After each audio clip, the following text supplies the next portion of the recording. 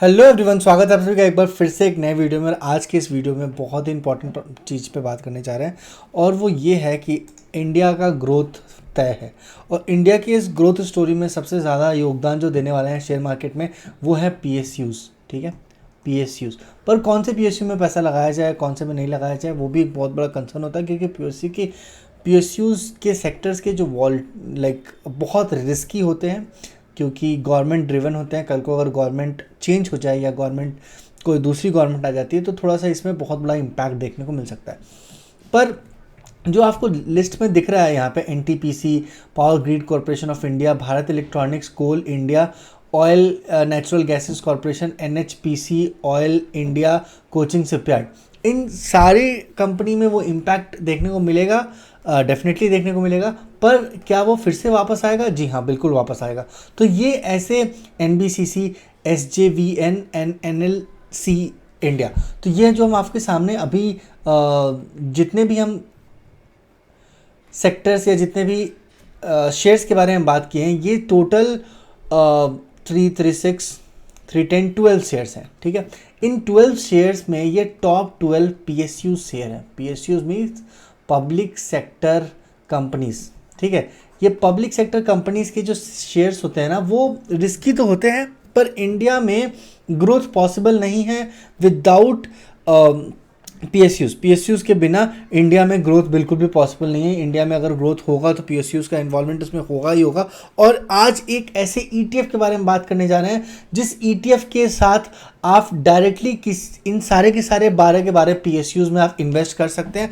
ये सबसे बड़ी बात है। अगर हम लोग आज आपको दिखा दें तो एनएचपीसी का फर्स्ट शेयर था, अगर एक साल के आप रिटर्न को देखेंगे तो 81% के आसपास का रिटर्न है। सेकंड शेयर्स है हमारे पास पावर ग्रिड कॉरपोरेशन, इसका जो एक साल का रिटर्न है वो 80% का रिटर्न है। थर्ड शेयर है भारत इलेक्ट्रॉनिक्स, एक साल का रिटर्न अगेन 126% है। फोर्थ शेयर है कोल इंडिया, एक साल का अगर आप रिटर्न को देखेंगे तो 132% का रिटर्न है। और वहीं पे ऑयल एंड नेचुरल गैसेस के आप रिटर्न के देखेंगे एक साल के रिटर्न का तो 81% का रिटर्न है। सेम एनएचपीसी को अगर आप एक साल के रिटर्न को देखेंगे तो 90% का रिटर्न है। और ऑयल इंडिया का अगर आप देखेंगे तो 248% का रिटर्न आपको यहाँ पे देखने को मिलेगा। नेक्स्ट है कोचिंग शिपयार्ड के रिटर्न को आप देखेंगे तो 377% के आसपास का रिटर्न आपको देखने को मिलेगा। एनबीसीसी का रिटर्न अगर आप देखेंगे 333% का रिटर्न आपको देखने को मिलेगा। वहीं पे ये शेयर इसी साल में लास्ट ईयर में सितंबर के मंथ में 31 रुपीज़ में ट्रेड कर रहा था, अभी 178 रुपीज़ का शेयर में ट्रेड देखने को मिल रहा है। एसजेवीएन का अगर आप देखेंगे तो एक साल में यहाँ पे आपको 127% का रिटर्न है। और एनएलसी इंडिया का अगर आप रिटर्न को देखेंगे तो एक साल में 108% का रिटर्न है। ये सारे के सारे शेयर्स में आप डायरेक्टली एक ईटीएफ के थ्रू आप इन सारे के सारे शेयर्स में इन्वेस्ट कर सकते हैं।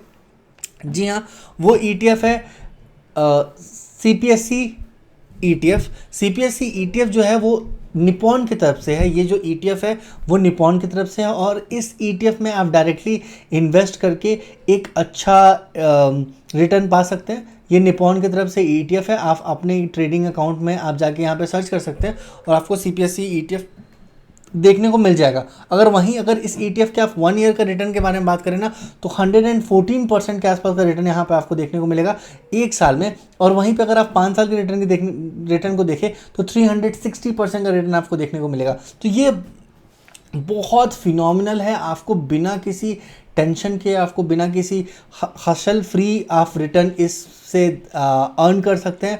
आप देखेंगे कि पीएसयू जब इतना बड़ा क्रैश देखने को मिला था इंडिया में, तब भी ये शेयर बहुत ज़्यादा करेक्ट नहीं हुआ था। अगर आप देखेंगे ना तो 20-30%, 25% का करेक्शन इस शेयर में था जब ये बहुत बड़ा क्रैश आया था कोविड के टाइम में, तो भी ये शेयर बहुत बड़ा डिप आपको नहीं दिखाया था।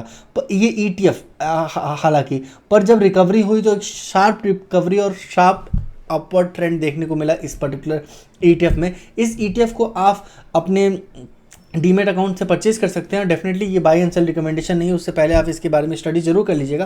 पर एनएससी की वेबसाइट में अगर आप देखेंगे इसके ट्रेड वॉल्यूम के बारे में तो 20.25 लाख के आसपास का पर डे ट्रेड होता है, जो कि 20 करोड़ के आसपास का पर डे ट्रेड होता है। अगर फ्लोटिंग मार्केट कैपिटल की बात करें तो 45,717 करोड़ के आसपास का फ्लोटिंग मार्केट कैपिटल है। डिलीवरी परसेंटेज जो है 65% का डिलीवरी परसेंटेज है यहाँ पे, जो कि एक फिनोमिनल है। और यहीं पर अगर आप देखेंगे CPSE ETF, ये है ETF, और इस ETF में अगर आप इन्वेस्टेड करेंगे तो आप डायरेक्टली PSUs में इन्वेस्ट कर पाएंगे, इंडिया के टॉप PSUs में इन्वेस्ट कर पाएंगे, और आपको एक अच्छा रिटर्न देखने को मिल सकता है। आज के लिए इतना ही। अगर आपको लगता है कि किसी और ETF म्यूचुअल फंड या शेयर के बारे में मुझे बात करना चाहिए, थोड़ा सा एनालाइज करना चाहिए क्या कुछ है उसमें और क्या रिटर्न्स है, वो सारी चीज़ें आपके साथ शेयर करना चाहिए तो आप डेफिनेटली कमेंट सेक्शन में बता सकते हैं। हर एक कमेंट का रिस्पॉन्स हम करेंगे, हर एक कमेंट का रिस्पॉन्स हम करेंगे। आप कमेंट सेक्शन में बिल्कुल मेरे साथ इंटरेक्ट कर सकते हैं। मिलते हैं किसी नए वीडियो में, तब तक के लिए stay tuned, take care, thank you so much guys, bye bye.